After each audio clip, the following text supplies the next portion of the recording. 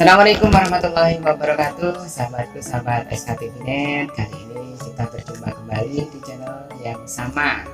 Nah, kali ini kami akan sedikit ngobrol-ngobrol di acara program Bincang SKTVnet. Kami bersama Mas Prasetyo ya.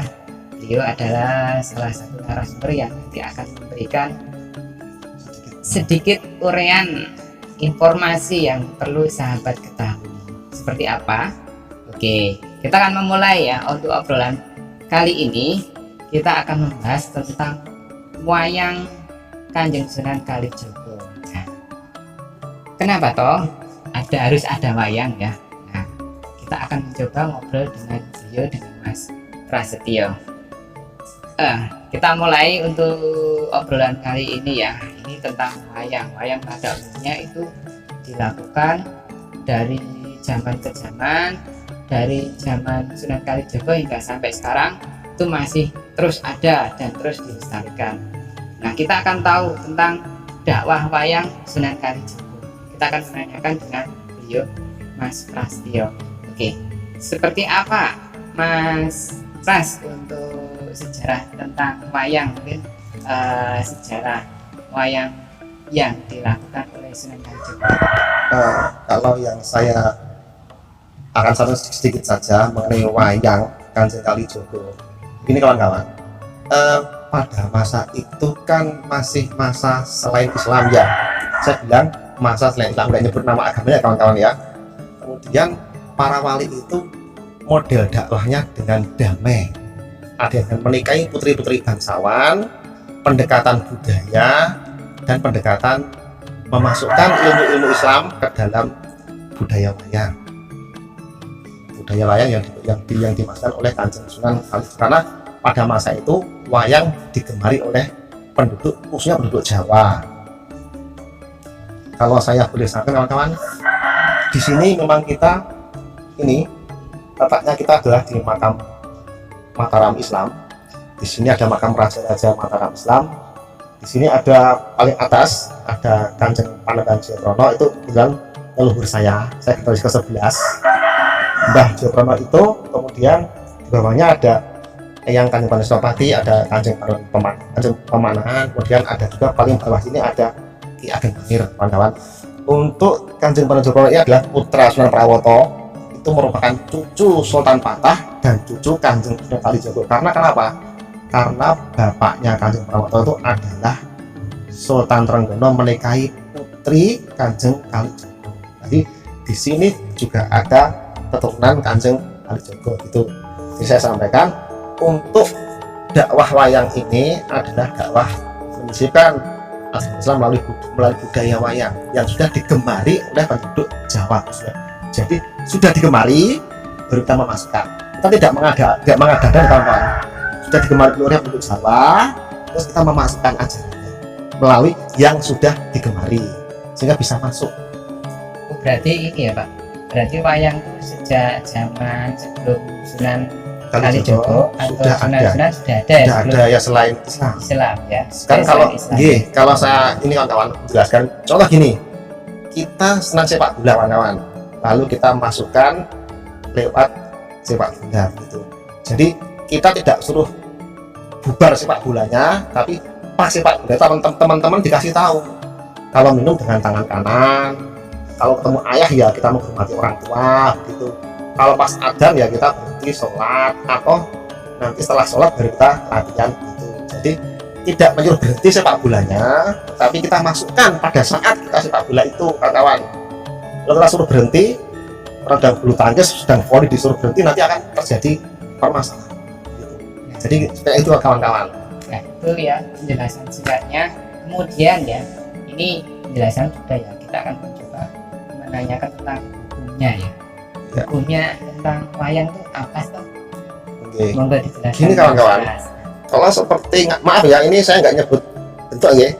Kalau wayang itu bentuknya berbentuk seperti manusia, itu mungkin para wali yang sudah lebih pandai daripada kita, lebih paham tentang fikih daripada kita, tentu tidak akan menggunakan alat itu untuk dakwah. Karena bentuk pipih tidak seperti manusia. Coba lihat kan, wayang kan nggak ada ekornya, nggak kayak binatang, tidak ada rambutnya toh, nggak kayak kita. Kakinya juga kayak gitu kan, tidak kayak kita segini, tapi gini kan kakinya wayang itu, tangannya juga begini. Jadi tidak seperti manusia kawan-kawan. Jadi kalau ada orang yang mengatakan besok di hari kiamat akan memberi nyawa, menurut saya itu salah. Karena apa? Tidak menyerupai makhluk. Ada pemakhluk yang kayak wayang gitu? Mana? Kita sebutkan. Apakah ada kawan-kawan makhluk manusia yang bentuknya kayak wayang? Misalnya orang yang seperti itu bentuknya ya kawan-kawan, kemudian wajahnya gitu kan, tidak ada kawan-kawan. Jadi saya nggak nunjuk orang, tapi tidak ada bentuk manusia yang seperti wayang. Itu kan pipi, bukan makhluk hidup kawan-kawan, seni budaya kawan. Jadi hukumnya saya bilang itu boleh. Karena apa? Tidak menyerupai makhluk hidup. Tentunya beliau para ulama itu sudah memikirkan bahwa saya tidak menyerupai makhluk hidup, jadi diizinkan begitu. Tidak nyanyi Gusti Allah itu, tidak menyaingi ciptaan Allah gitu kawan-kawan. Ya, Gitu nggih, kawan-kawan. berarti wayang itu Aman. ya, aman. Jadi di akhirat tidak mungkin disuruh memberi nyawa, karena kan tidak kayak manusia, tidak kayak makhluk hidup. Ya. Berarti wayang itu tidak haram ya sahabatku ya. Wayang itu memang sebagai media untuk berdakwah. Jadi jangan disalahartikan ya sahabatku semuanya. Itu adalah wayang sebagai media dakwah, atau istilahnya itu bisa tontonan, bisa dijadikan tuntunan. Tapi sekarang kebalik, tuntunan malah jadi tontonan. Nah itu. Nah kita kalau bisa mengembalikan kembali yang tontonan ini bisa menjadi tuntunan dan bisa nanti kita amalkan seperti itu. Nah kemudian ini sebaiknya bagaimana dengan adanya wayang yang serba pro kontra dan sebagainya ini? Ya teman-teman, ini sebenarnya saya itu saja kawan, saya itu nggak tega memberi komentar, saya terpaksa komentar kawan ya. Gini teman-teman, saya mendengar di banyak beberapa waktu, bulan ataupun yang lalu itu orang menyalahkan Kanjeng Kalijogo yang dakwah menggunakan wayang. Yuk kita teman-teman kita diskusi kan, kita teman, kita saudara, kita diskusi ya. Gini teman-teman, coba kita bayangkan, Kanjeng Kalijogo itu putra seorang Adipati Tuban. Adipati. Jadi pada waktu itu Raja Majapahit adalah raja yang berkuasa di Nusantara. Adapun bapaknya beliau adalah Adipati Tuban. Di wilayah Tuban adalah sekarang tingkat gubernur. Langsung di bawah dari Jawa Timur ya. Berarti beliau itu adipati, langsung di bawah gubernur, langsung di bawah raja, setingkat gubernur. Kemudian di Majapahit bapak beliau pangkatnya Tumenggung. Di keraton Majapahit pangkatnya Tumenggung, di daerah pangkatnya adipati, double jabatan. Yuk kita renungkan, putra adipati, putra gubernur, putra Tumenggung, gubernur merangkap perwira tinggi gitu, kok meletakkan bajunya sebagai pangeran, kemudian milih menjadi seorang ulama. Nek jangan gimana kira teman-teman? Sebagai putra gubernur, kemudian apakah jenengan mau melepas baju, kemudian memilih dakwah kemana-mana? Turun tangan ya. Iya. Apa mah terbalik? Masyarakat ya, bagaimana kita mengetahui permasalahan yang ada di masyarakat. Nah itu malah lebih bagus seperti itu ya. Ya. Atau malah terbalik teman-teman? Gini. Kita debat. Betul ya. Apa terbalik? Seorang ulama nyalonkan jadi gubernur, begini ya kan? Kalau beliau tidak putra gubernur, putra perwira tinggi, ya melepaskan bajunya menjadi seorang ulama, tidak mikirkan dunia. Kita pikir ya, renungkan ya, kok ada yang tega-teganya mengatakan dakwahnya Kanjeng Kalijogo itu salah karena tidak ada contoh dari Nabi, dengan alasan model dakwah wayang ini tidak ada contoh dari Nabi. Yuk kita renungkan kawan-kawan.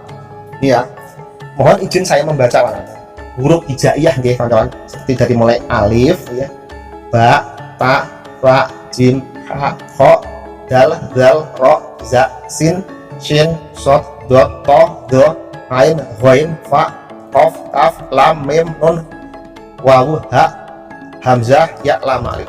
Saya mau nanya kawan-kawan, dari huruf yang saya baca ini, apakah Kanjeng Nabi pernah mengajarkan kepada sahabatnya, atau di sebaliknya Nabi pernah belajar seperti itu? Setahu saya belum pernah. Belum pernah ya. Kalau teman-teman bisa membuktikan Nabi pernah belajar atau mengajar seperti itu, saya langsung siap menerima buktinya itu. Siap kalau memang sudah membuktikan Nabi pernah mengajar atau belajar seperti itu. Kira tabayun ya. Iya toh? Saya kan tidak debat ya, saya diskusi teman-teman. Diskusi teman-teman, kita kan teman kan ya gitu. Jadi kalau ada orang yang mengatakan Kanjeng Kali itu salah model dakwahnya dengan dakwah layang dengan alasan tidak pernah ada contoh dari Nabi, sebenarnya kita juga sama. Kita belajar alif ba'da ini sama contohnya ini juga nggak ada contohnya teman-teman. Iya toh? Kan begitu. Jadi sama dengan layang. Layang kan cuma sebagai media, termasuk Ini huruf ini kan media juga. Media ya, media bagaimana kita bisa Membaca Al-Quran gitu kan. kepada Allah melalui membaca Al-Quran. Gitu. Kemudian ini Pak, ini kan untuk bagaimana sudah ya Pak. Tadi kita akan sedikit statement untuk harapan Pak, dan kesimpulannya Pak, apa Pak kira-kira kesimpulan harapan dialog kali ini Pak? Oke. Harapan saya gini teman-teman.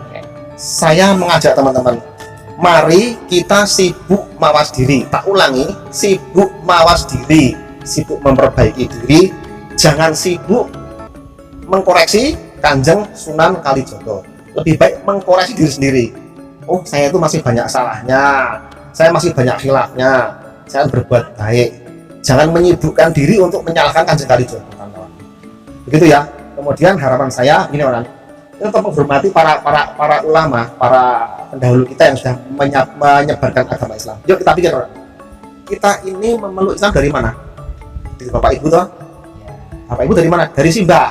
Terus leluhur, terus sampai Kanjeng Kalijogo kan? Sampai para wali. Kemudian terus sampai Kanjeng Muhammad. Nah, gitu kan? Jadi kita tidak ujuk-ujuk sampai Nabi. Kita melalui perantara ya. Iya toh? Perantara ya. Kemudian baru masuk ke tanah Jawa. Kemudian dari tanah Jawa ini masuk ke para wali dan diteruskan ke simbah-simbah akhirnya sampai kita. Itu ya sahabatku semuanya. Nah, mungkin begitu Mas Pras ya. Jadi kita memeluk Islam jasa para wali. Terima kasih pada beliau. Nah, kita harus terima kasih, jangan malah salah-salahkan ya sahabatku semuanya.